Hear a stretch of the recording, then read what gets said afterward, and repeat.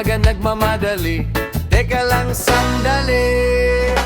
Nagising ako, light na naman, alarm ko di ko narinig. Ay naku naman, tatakbo sana palabas ng bahay. Pero may kulang, teka anong sablay?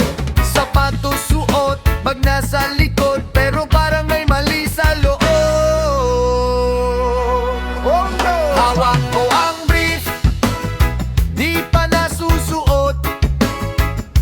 Takbo sa CR, muntik na masuot. Sa ulo ko to, hawak ko ang brief. Tawa ng kapitbahay, good vibes lang tayo, wala namang sablay. Nanay ko sumigaw, hoy bumalik ka, anak may kulang ka sa forma mo ha. Napatingin ako, napa-facepalm bigla. Ayun na nga, brief ko nasa kamay pa. Nakalimutan sa sobrang antok, buti na lang walang naka-float. Hey! Hawak ko ang brief, di pa nasusuot. Muntik ko nang isuot habang nasa kanto.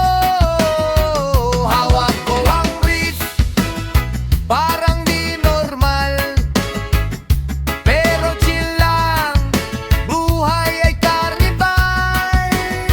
Dahan-dahan lang, wag magmadali, kahit sablay minsan, okay